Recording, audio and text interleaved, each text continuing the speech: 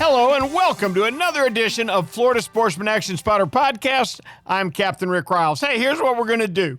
We're going to take a quick trip out to Paradise so I can get my billfish fixed. I just can't get enough of the reports coming out of Nosara, partly because I'll be going over there very soon. But man, if you've never been involved in fishing Costa Rica, that's the place to go. I got to tell you, it's great. Then we'll come back to Florida, start up in the northeast corner with Captain David Voorhees, work our way down the east coast, up the west coast, out the panhandle, and find out what's biting and how they're catching them. Going to drill down a little bit tonight on exactly how some of the successful captains are getting it done in the month of June. All that and a whole lot more with the Florida Sportsman Action Spotter Podcast being brought to you each and every week by Yamaha. Reliability starts here. By Shimano, bringing people and nature together. By Tournament Master Chum, the best chum on earth. By Nosara, Paradise Rentals, your dream vacation. By DOA Lures, the unfair advantage. And by Young Boats. You want the finest in flats, bay, and offshore hybrids? You need to check out youngboats.com. Let's get it started. We'll land here in Nosara, Costa Rica, and check in with our buddy, Captain Craig Sutton. Well, guess who's meeting us at the airport in Nosara? Of course, it's Craig Sutton. How we doing, Cap? We're doing good, Captain Ricky. Real good, sir. I want to hear about the bite in Nosara, Costa Rica. Well, it's been about as good as it gets. But I did hear a story from a client that caught a marlin, 6 sailfish, 3 yellowfin, and 2 mahi. And on the way in, they ran up on a piece of debris. And it was our good friend Sam Rucat's nephew, by the way. Oh, yeah. That's what he's talking about. And he told me that they pulled up the debris. They hooked up a small, like a 20-pound mahi. They looked down, and he said there was at least 45 to 55-pound mahi. How about that? Golly. Remember I talked about, the big ones kind of went away 2 weeks ago. This last week we caught, I think 3 or 4 that in that 40-plus pound category. None of them over the 50, though. That's still a nice fish. It really is. In all my years of offshore fishing, I've seen that once with those big fish like that. And these were more 30s than they were 40s and 50s, to be honest with you. But there were lots of 30s and a few 35s mixed in. There were what seemed like an unlimited amount of them. And you know what they were under? No telling. A coconut. One coconut? One coconut. Isn't that crazy? Go figure that one, huh? My biggest challenge after we gaffed each fish was, and we didn't keep a lot, we kept 6 or 7, but my biggest challenge was finding the daggum coconut again. Well, this debris, the guys south of us and marked it and they put a flag on it. And so, when this time of year, we're debris fishing a lot of times. So we're tracking how fast the debris drifting down the coast. Of course, it changes during the day and the tide and all that stuff, but it gives us an idea where to look for it the next day. When a guy down south of us says, hey, this piece of debris floating up your coast. And a lot of the guys, especially out of Las Vegas, they don't mind running up the 60 miles to our coast following that debris. I mean, the fishing is just good. I'm sorry. Yeah. That's just good fishing. And, we had several days last week. We had, close to double-digit sailfish releases. And that's pretty good day, with some good critters, some 30, 40-pound yellowfin mixed in and 20, 30-pound mahi. That's not a bad day. That's very strong, Craig. That's very strong for anywhere. I am now counting the sleeps. I now know how many sleeps I have until I leave for Nosara.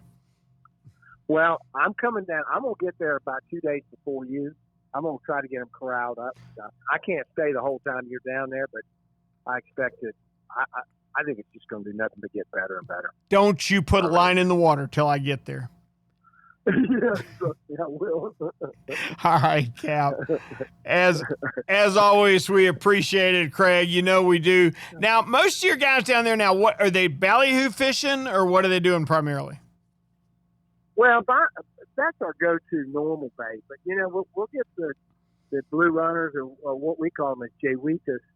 But we'll also do those the small yellowfin and the small bonita too. That's our preferred bait. Mm-hmm. But a lot, and as of late, the bonita have been hard to get to bite on the inshore, where we primarily pull them off of. But putting that live bait in front of us, those big yellowfin and big dorado, they just can't say no to it. Oh, sure. I understand that totally. Cap, we appreciate it so much. Please tell me we can check with you next week. Look forward to it, Ricky. Thank you, Craig. Captain Craig Sutton from Nosara Paradise Fishing with a great report for us. Now let's hit Florida.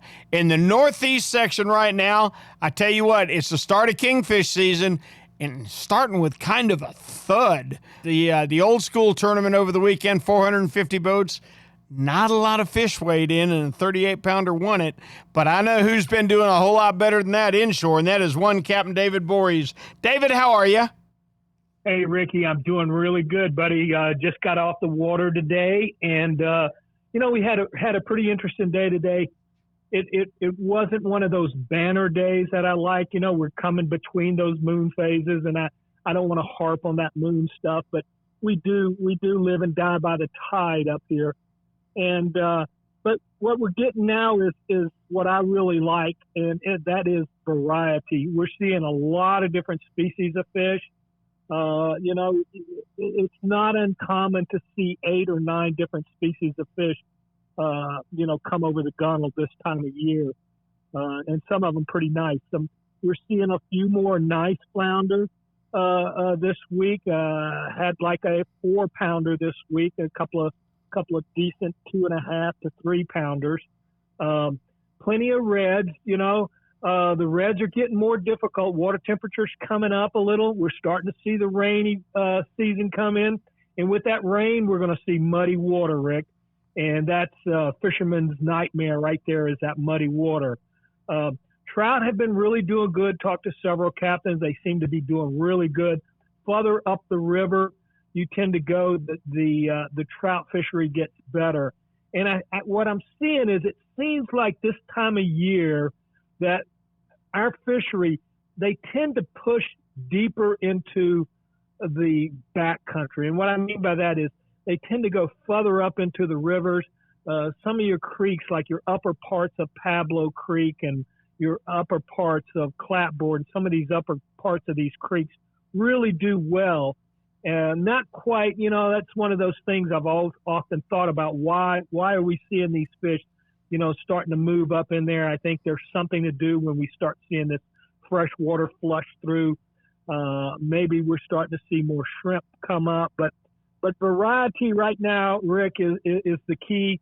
Don't get upset if you go out fishing for reds and you struggle.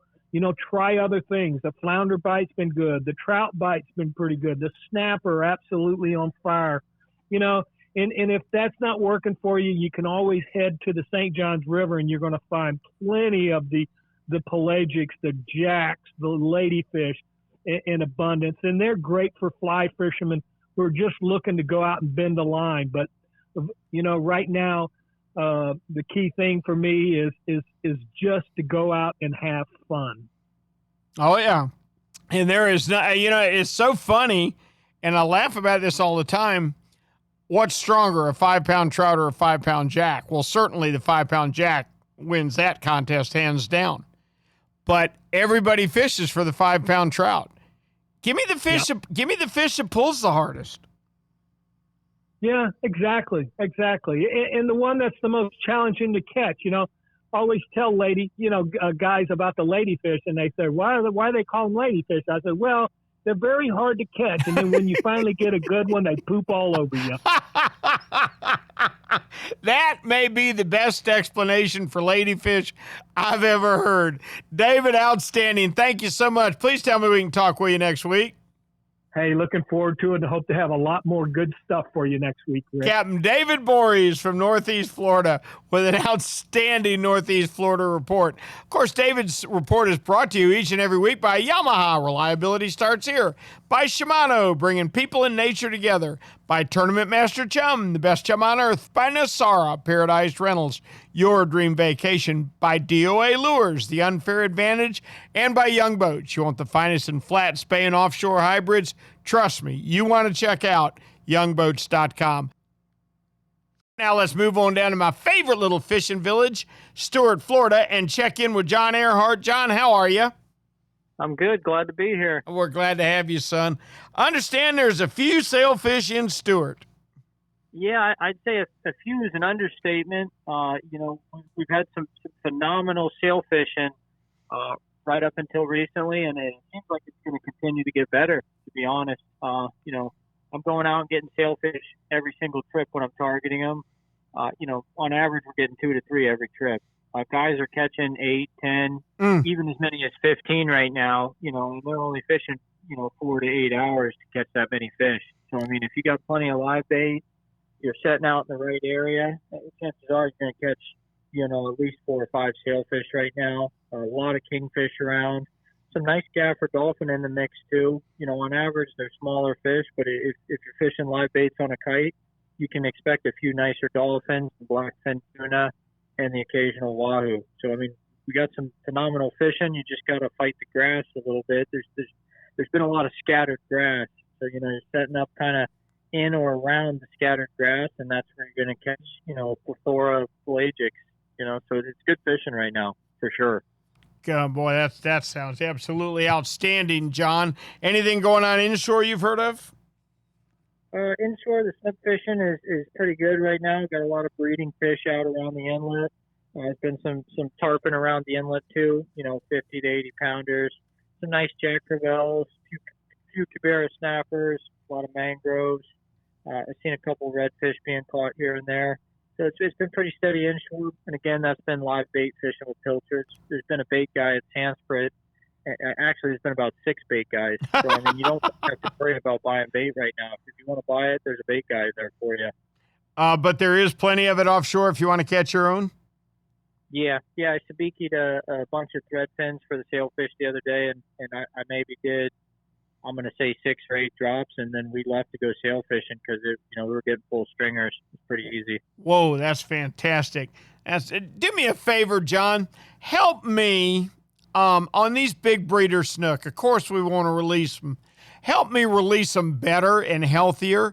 Are the guys fishing circle hooks? And I'm guessing you don't even want to take them out of the water, do you? If I know I'm going to catch a whole bunch of big breeder snook, which I typically am this time of year, what I'll do is I'll tell my client, you got 2 options. You can take the first one out of the water, we'll snap a quick picture and get it back in. But if we're going to sit here and pound these fish, so to speak, and continue to catch them, I refuse to take every fish out of the water. And if you're going to catch these fish effectively and release them safely, the best thing you can do is bump up your tackle. You're using 5,000 size reels minimum. You're using 60, 80 pound braid, and you're using 60 to 80 pound test leader with, a double or triple strong 6/0 circle hook. That's going to ensure a good fight. You're going to get them to the boat quickly. They're not going to be totally worn out. You can release them both sides, using a boga grip or grabbing them with a glove on your hand and just, gently rolling the circle hook right out of the corner of their mouth. Take a picture of it in the water with you right next to it and let it go. But if you want to pick it up real quick and get a nice picture, try and support the fish. Don't hold it vertically. Get it back in, hold it for a second, and then safely release it. And don't drag it against the current where its gills are dragging into the current, because you can actually drown a fish, believe it or not. That's some good advice. Got it. All right, Captain John, as always, we appreciate it. Please tell me we can check with you next week. Yep, I look forward to giving you another sailfish report next week. Captain John Earhart, thank you so much. Now let's swing on down to the mayor of South Beach and check in with Alan Sherman. Alan, are you with us? I am. How you doing, Rick? I'm doing excellent, buddy. What's going on in Miami? Well, we're finally in the rainy season. We haven't seen a whole lot of rain, but we're getting it now. So get the foul weather gear out because it's happening. Yeah. Is it early in the morning? Is it staying all day, or what's the deal? Well, right now it's all day, and it's supposed to be like this for probably most of the week. We have a little low pressure area in the Gulf of Mexico, so I guess it's given us some unsettled weather. But overcast conditions is great for blackfin tuna fishing. Yes, it is. They're biting. When it's been sunny, the best action's been early in the morning, but early in the morning, late afternoons, just before dusk has been really good. But on a day like today, they're biting all day. And that bite's been happening anywhere from 200 feet out to about 400 feet. The fish are nice, too. They're 10 to 20 pounders, catching a lot of them around the artificial reefs, the wrecks. Boy, that is good ones. Are the sharks giving you a break at all? I guess they're getting about 1 out of 4 if you're lucky, but they're out there for sure and harassing everybody. The guys are catching them on the kite rigs using goggle eyes and large threadfin herring, large pilchards, live ballyhoo, and there's some kingfish mixed in with these fish as well. Of course, there's bonitas, and then there's been dolphin out there. If you catch the western edge of the Gulf Stream in shallow 200 to 400 feet of water, you'll find all of those fish, plus some sailfish in that area. Otherwise, the dolphin have been further offshore as far as 1,000 feet or more. Lots of weeds out there, just tons and tons of sargasso weeds. So if you're heading out there looking for dolphin, your best bet is to look for birds. The frigates, diving on the surface, or the snooty terns. If you can get a group of them working in an area, there's a good chance you're going to get into some dolphin. And mixed sizes, anywhere from undersized to 15 or 20 pounders. So well worth giving them a shot this weekend when you head on out. Well, I'd on say the bottom, the mutton snappers have been biting pretty good, and they're decent size. 8 to say 15 pounds, I guess. They're going for live baits and like chunked, a ballyhoo with the head and tail cut off on long leaders during the daytime for sure. And these fish have been around the wrecks, along the sides of the wrecks, anywhere from 80 feet out to about 200, 240, and then on the ledges as well. You find an area that's got some rocky bottom where it's all sand. Good bet there'll be some mutton snappers there. Alan, let me ask you something. I've always gauged bottom fishermen is funny. I've always felt like mutton snapper are more difficult than most of the bottom fish that we fish for. If a guy comes in and he throws a bunch of sea bass on the dock, or he throws a bunch of porgies or triggerfish and all that, well, all right, he might be a pretty good fisherman. If he throws several muttons on the deck, he knows what he's doing. What is the secret to muttons? Is it fluorocarbon? Is it long leaders? Help me catch more muttons, will you? Well, it took me a long time to figure it out, and I was a party boat captain and a mate for some years out of all over. But we fished at night, and we never had fluorocarbon on the boats, and we caught tons of mangrove snappers, yellowtails, and muttons. But turn the lights on, daytime fishing, and it's like even though the light may not penetrate all the way down there, those fish have got pretty good eyesight, especially the muttons and the mangroves.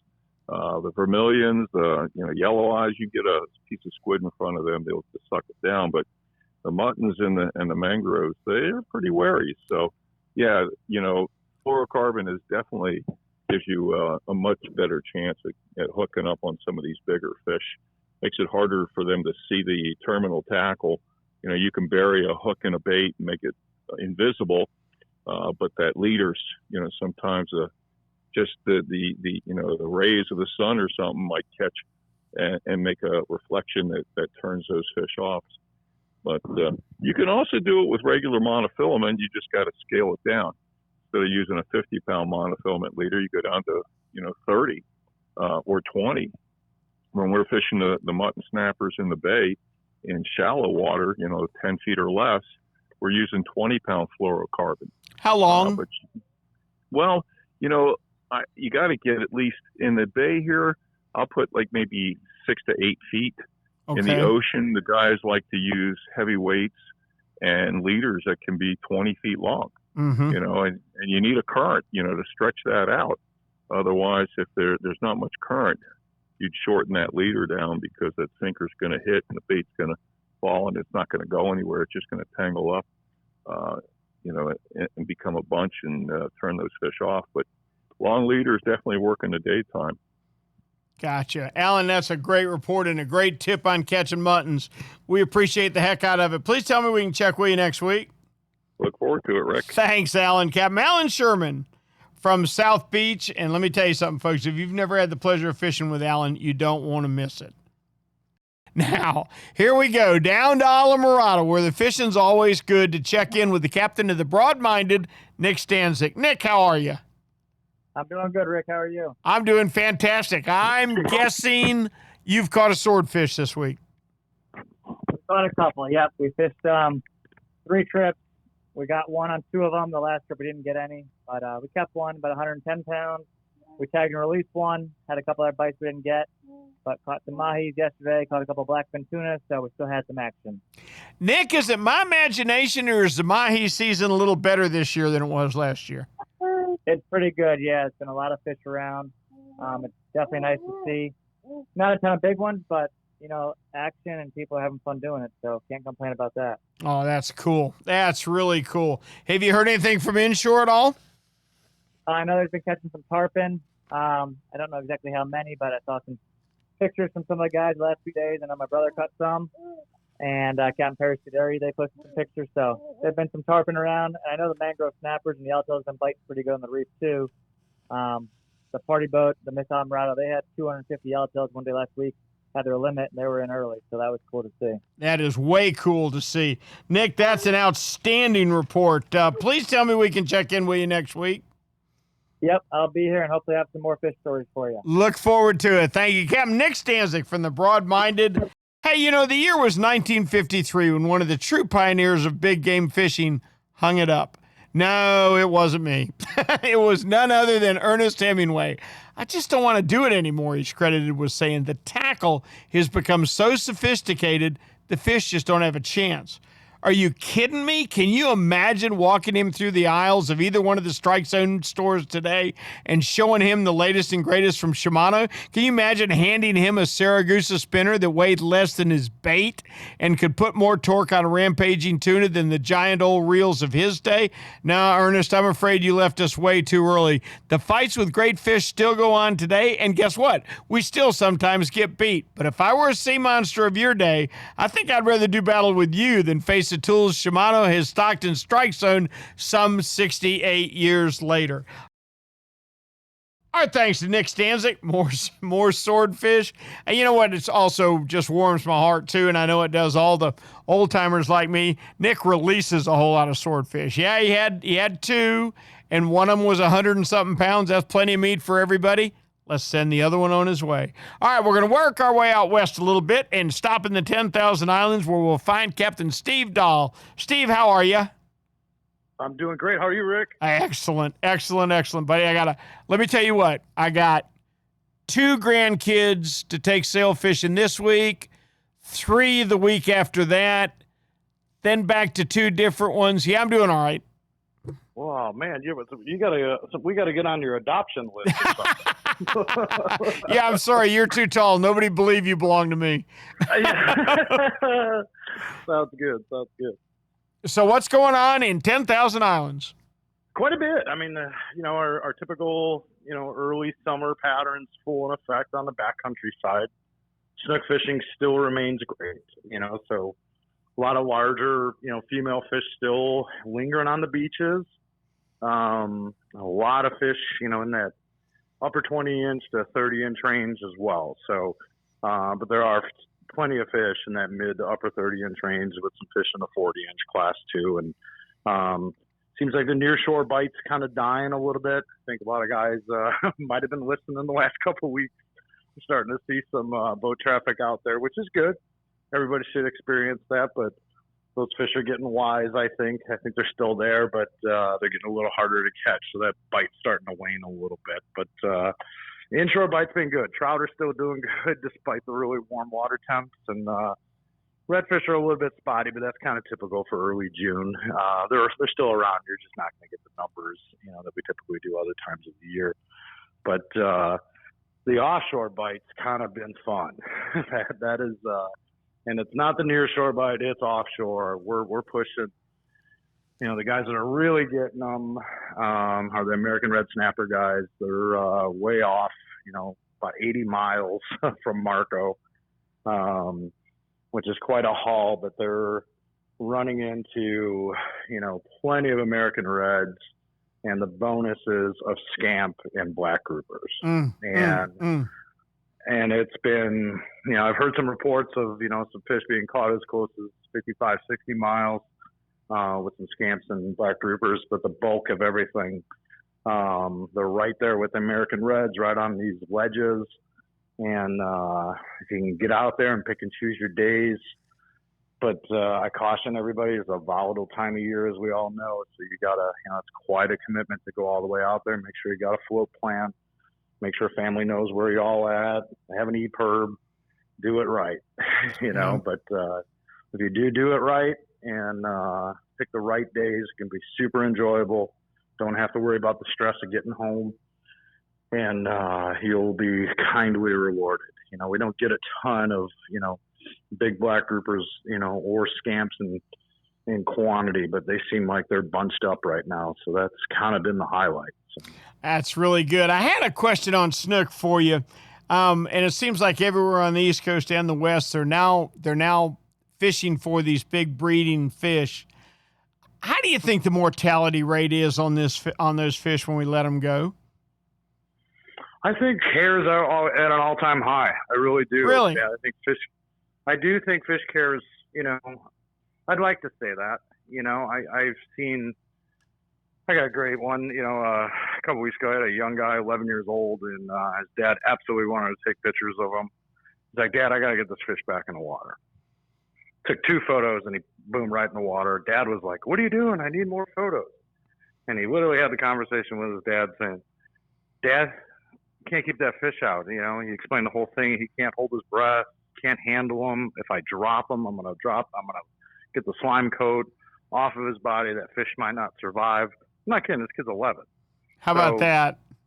Yeah, no. So I do think our mortality rate's probably better because I think fish cares better, or at least I'm hoping that's the case, for everything that we've all done as stewards of our resource and, with the publication, everything we do at Florida Sportsman. I'd like to think people are handling fish better, I think you make a very valid point, and I think where it's best, and I criticize the young people of today so much, but I'm telling you, there are 18 and 20-year-olds now that are much better stewards of the resource than you and I were when we were 18 and 20 years old. 100%. And it's the generations before them were not taught, any of that stuff, and I've said it before, there's such a more educated fisherman than we've ever been. If you could go back and learn at that type of pace, where would you be now at our age? That's the one thing it's taken me a lifetime to figure this out. And we still don't have it figured out. That's the beauty of all this. But, I just look at the knowledge some of these kids have, and even on the freshwater side, with high school bass fishing, you can get a scholarship to go to any Division I school across the country for bass fishing these days. Those were just not opportunities for us growing up, and I love it. I love to see that stuff. So, we're passing the torch, this happens all the time with the next generation, but this wave of teens and 20-somethings that's coming in is just fanatical and really passionate about protecting what we got, or sadly what's left of it.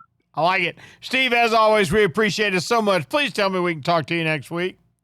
Can't wait. Look forward to it. Captain Steve Dahl from 10,000 Islands. You know what Yamaha Outboards love? The genuine formula and consistency of Yamalu marine engine oils. Outboards are subjected to punishing conditions like high loads, salt, and humidity, a mix that automotive oils can't handle. Yamalu full synthetic and marine performance formulas are certified to protect against friction and corrosion for reliable performance every time. Find Yamalu marine oils at your nearest Yamaha Outboard dealer. Locate them at yamahaautboards.com/dealers. Yamaha, reliability starts here. Hey, Raj, being consistent is a mark of a quality product. If you've been Florida's #1 chum for over 10 years, there's got to be a reason. For 10 years, Tournament Master Chum has lived up to his name. That's why more tournament pros insist on Tournament Master than any other chum. It's the only chum with Menhaden milk mixed right in. That means it gets the scent out faster and deeper than any other brand of chum. It comes in a grind size for every species from kingfish to catching bait. Your fishing time is way too precious to use second-rate chum. Bring the action to you by insisting on Tournament Master chum. It's worth every penny. When you're ready for the finest in custom-made flat spay or inshore-offshore hybrids, you are ready to meet the Young family in Inglis, Florida. For over 21 years, the Young family has built custom boats one at a time for every type of fishing. Nothing can sneak up on a flat quite like the Gulf Shore flats boats, and I've never fished a better hybrid than the Young 24s and 27s. Rob Young is a naval architect who takes tremendous pride in each and every build for each and every customer that wants their boat custom built exactly the way they want it. Is it time for you to move up? Are you ready to own the finest boat built? Then you need to visit the Young Boat facility in Inglis, Florida, or check them out online at youngboats.com. So let's come on up a little further up the Southwest and check in with Snook Stamp Charters and Captain Greg Stamper. Greg, are you with us? I can hear you loud and clear. How are you doing? Outstanding. How are you, my boy? I'm doing very well. It's been a very good week for us down here in Southwest Florida. You know, I've done a lot of different things this week. Primarily, I had a lot of people who actually wanted to go out there and get their butts whipped by these big tarpons. So we did that 3, maybe 4 days this week. We had some double-digit days and some single-digit days where they were not really attracted to what we were doing, but I can tell you right now, if you're off the beaches, you're going to run to these pods of these tarpon. They're 70, 80, maybe to about 150 pounds. And Rick, honestly, you do it once, that's pretty much all I want to do. I don't want to touch the rod, but when they want to go do that, we go do that. Now, inside of that area, because we're very close to the beach already, the snook fishing continues to be fantastic. There's no doubt about it. The snook are probably getting ready to finish up with their last spawn. I believe the tarpon are going to do the exact same thing. There's full moon coming up here shortly, and that's going to probably be the last of the hey, let's make babies for the future. I would think, but you never know. It could happen maybe one more time. Not likely. Now, moving offshore, Rick, the red snapper is ridiculous. I saw a red snapper this week that was 30 pounds easily. Lots of the other fish were probably 10, maybe 12, 15, that ballpark. But I don't know what your biggest red snapper is, Rick, but I don't even – the one I saw was way bigger than anything I've ever caught.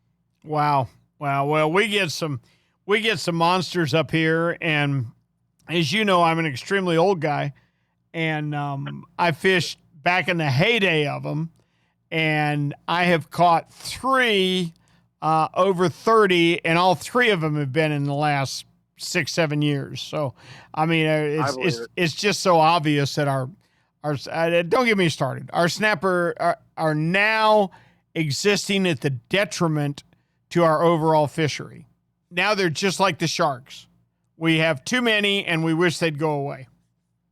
You know, I get it, because the few times I really get out there far and go fish with some of the guys I do that with, they're very hard to get through, especially if you're out there past 150, which is basically where these big fish have been this last week.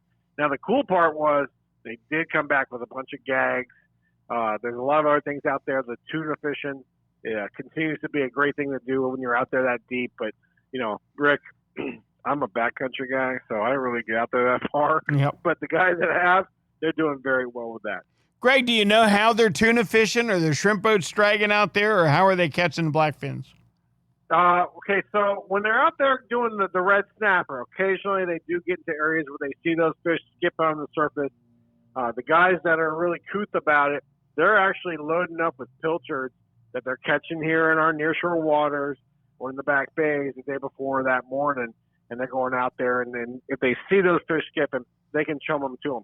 The guys who are really killing it are sitting there waiting off these shrimp boats that are, they've been discarding bycatch for who knows how long. A lot of times it's right in the middle of the daytime. But the key, from what I understand with these guys, is you can't get right up tight to these shrimp boats because the sharks are so vicious. Right. They get off of them. they chum for a while. They really get that water going with these filters, and they're basically pulling these fish away from these boats, and then they're able to whack a few before those sharks figure out what's going on. We did the same thing years ago with tarpon, Greg, up in Jacksonville. That's how I put together an 11-year career as a tarpon guide, was buying a bag of chum off of the shrimp boat, letting the shrimp boat and the sharks go on by, let them get a good ways, a quarter mile to a half mile ahead of you, and then start chumming. And that's where you'd suck the tarpon off from following those shrimp boats. But that's what's going on with those tuna for sure. The guys that have been successful, Rick, are getting fish that are anywhere from, I'd say, 7-8 pounds up to maybe 20. Nothing that would be like crazy, but good fish. That is good fish, Cap. As always, we appreciate the heck out of it, Greg. Please tell me we can check in with you next week.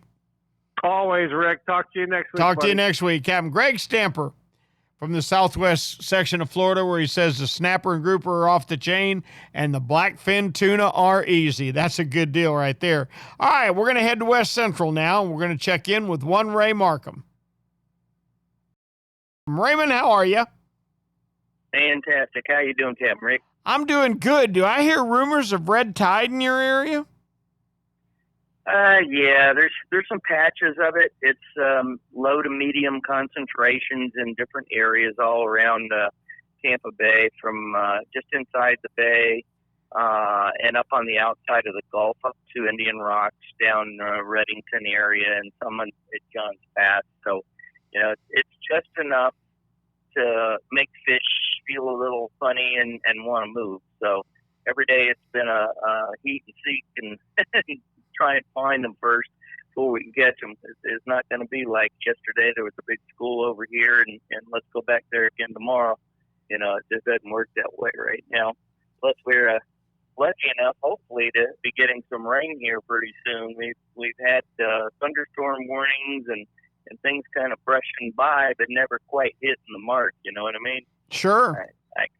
I could definitely use a little cool down of the water temperature and maybe a little oxygenation of the water and all that kind of good stuff. So I think the fish are going to like it, along with the barometer jumping around a little. I got you. Wow. Yeah, it's thunderstorm time of year. There's no doubt about that. What are you hearing from the offshore guys? Snapper fishing going good? Nothing but phenomenal stuff. I was listening to Captain Hubbard out of John's Pass and Hubbard's Marina there. They docked a 39-hour trip this morning that came in, and they had just loaded the boat with snapper and big grouper and, you name it.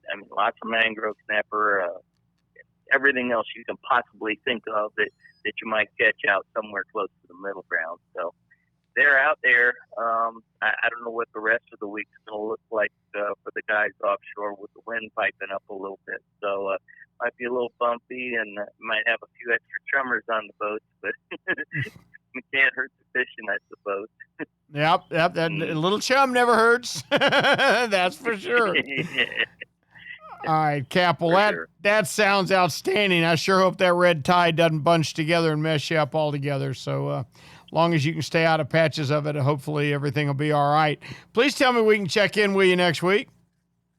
Yes, sir. I'm looking forward to it. Thank you, Ray. Captain Ray Markham bringing us the West Central word where red tide is to be looked out for.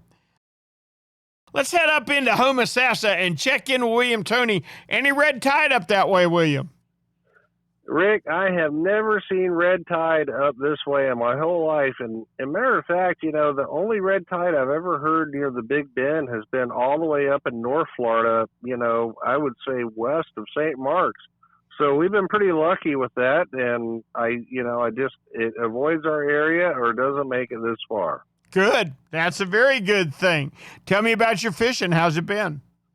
Well, fishing has been like fishing. It's been, I will say we're in that transition in June where it's kind of inshore wise. It's been, I won't say tough going, but every fish that you catch, you earn. So what I suggest for people up here on the Big Bend that's taking their early June type of vacations before the July scallop season, what I suggest, fish that incoming tide. Now, we've been having some weather, so watch that weather before you head offshore. But if it's a day with light wind, get out there in that 8 to 12 foot range and use either a DOA cow shad and glow with a chartreuse head and fish it very slow and low toward the bottom, and you're going to get sea bass, sea trout, you'll get bluefish, you'll get Spanish mackerel and ladyfish and small gag grouper and other things. Now, while you're out there, something you may want to keep in mind that you're going to be floating over different deeper rocks. You know, you'll see the sandy patches with the rock piles. If you get around them, you can catch mangrove snapper and grunts. So some of the best areas would be Homosassa Marker 2, head northwest. Like I was told when I was young, you run out there till you look on the horizon and Marker 2 looks like a matchstick, then shut down and start fishing. Okay. All right. Boy, I don't know. With my vision at my age, I might bump into it before it looks as big as a matchstick. You might be 100 feet off of it, Rick. I don't know. Right. That's exactly right. What are you hearing from the snapper grouper guys? The snapper grouper guys, they've been getting them, but it just depends on that weather right now. And our area here on the Big Bend, depending on where you're at, you can get a little bit deeper up towards Cedar Key faster, or definitely up toward the Panhandle, or even further south toward Bayport. But basically, you're a foot per mile, so we have to watch that weather. And 60 feet is the magic number for a red snapper, and they're getting them. It's just being careful getting out there and doing it safely.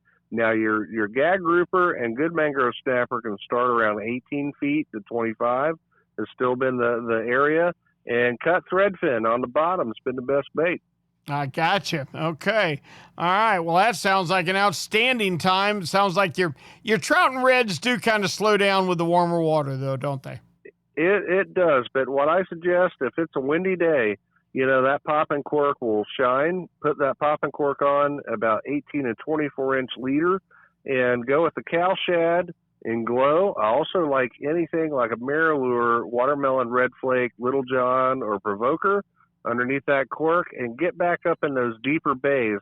I'm not talking something small. I'm talking something that's going to be, 5 miles across. We're talking Chesawiska Bay, Crystal River Bay, up there at Waukesassa Bay at 11 prong, and do long drifts, pop that cork, and you'll find that window. It's been right around when the tide goes from low outgoing, and then you'll have that bite right when the tide changes in about the first 30 to 45 minutes of that incoming, and then it passes on. But then that's a good thing on an incoming tide. Start working your points, and you'll catch some nice redfish and a few snook, and you'll make the day happen. It's funny, as much as we love the sight of a calm, slick ocean and a calm, slick bay, the fish very often bite better with a little chop on it, don't they? Absolutely. And, I've always preached it before. Trout being low light feeders, a little chop on the surface helps the bite out.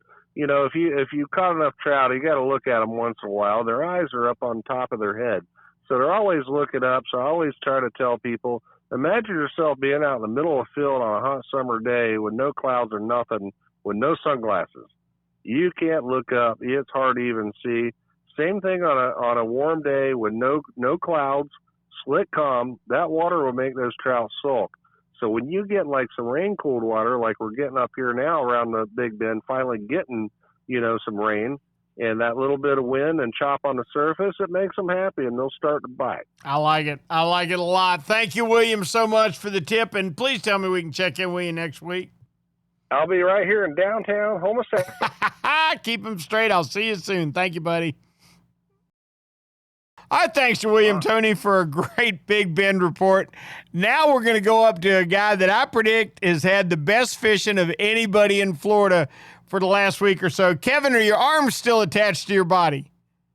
My arms are still attached to my body, but my gosh, they probably weigh 50 pounds apiece. I'm assuming you're still catching big red snapper like there's no tomorrow. Oh, good Lord, Captain Rick. I could not ask for a better season so far with the bite and the fish cooperation. Weather's been like normal, but the fish have definitely been there and been hungry, especially the last 3 days. Oh, really? They're getting better? Yeah, I mean, we've gotten, no joke. 2 days ago, we could have limited the boat red snapper for 6 people in 30 minutes or less. Wow.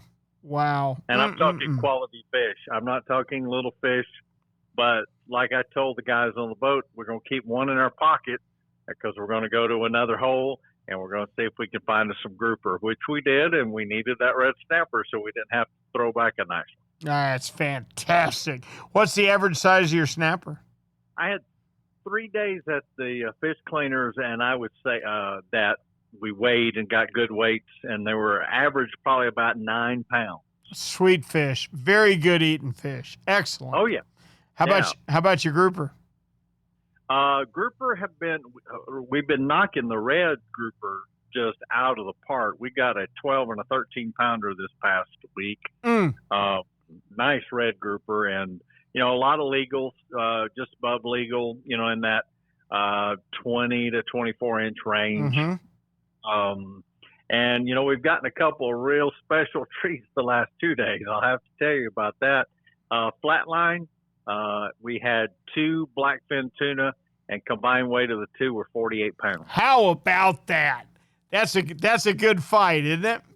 Oh my goodness, especially on a spinning reel that you're looking for king. You ever caught a lazy blackfin tuna? I have never caught a lazy tuna. No. We were very fortunate a number of years ago to get a 109-pound yellowfin, and we got him in like no time because he ate a Magnum Rapala and he got it sideways in his mouth. So he couldn't close his mouth, and without being able to close his mouth, he can't run anywhere. He'd drown himself. Well, that's true. That's the way to do it if you got to plan it. And we got a nice 31-pound king today too. Ooh, so that that's made a good really one. Nice. That's a good one. Yes, sir. Man, you have had some outstanding fishing. You win the prize for this week. I tell you what, you're booked every day for the rest of snapper season, I assume. Oh no, I've still got some openings. Especially, I've got some openings the last 2 weeks of June, and then I've got some openings first part and last part of July. So if you guys if these guys want to get in on some really good fishing, either get down here or give me a call. I'm trying to figure out how many grandsons I can load on your boat. You can have you plus 5. That's it. Okay. Kevin, we appreciate it as always. Please tell me we can talk to you next week. Oh, you can talk to me next week, and we look forward to it, giving you more great snapper reports. Thank you so much, Captain Kevin Lanier. Hey, you know what? It's finally getting hot. And, of course, that means the water's warming up, too. And just like the great fish always do, the biggest and the baddest of so many species that we fish for will soon be holding in deeper water in an attempt to cool off. You name it. If it feeds deeper in the water column, it can't refuse a DOA Terrorize. The DOA Terrorize dives straight down and crawls across the bottom with an action that no deep feeder can resist. Whether it's a crappie holding deep under some lily pads or a tarpon rooting around bridge pilings, DOA makes a size and color Terrorize that they can't say no to. Flashing that big bright eye in front of any bottom-feeding game fish is just unfair. Well, maybe that's why they call DOA lures the unfair advantage. Our thanks to Captain Kevin Lanier for bringing us the Northwest Florida Report. And hey, that wraps our trip around the state for this evening. Well, a lot of good fishing going on. Everybody's talking about thunderstorms. Maybe I'm just a crotchety old man, but man, it seems like they get more intense every year to me. We've had some doozies up here in the Northeast. Speaking of the Northeast, Captain David Voorhees says that, man, things are getting a little tougher. The redfish aren't as active as they have been, and it might be a better idea to fish for jacks, ladyfish, and mangrove snapper this time of year, and along with speckled trout, which are doing pretty well. Redfish just taking this hot weather off. Once you work your way down the coast a little bit, it starts to be about sailfish. Boy, I tell you what, sailfish have really been biting in Stewart. In fact, my friend George Labonte was 15 out of 19 sailfish bites today. That's incredible. Those fish will continue to build up to the full moon. Down in Miami, Captain Alan Sherman and down in the Keys, Nick Stancic were both pleased with the number of mahi. We seem to have a few more this year, and that is certainly good news.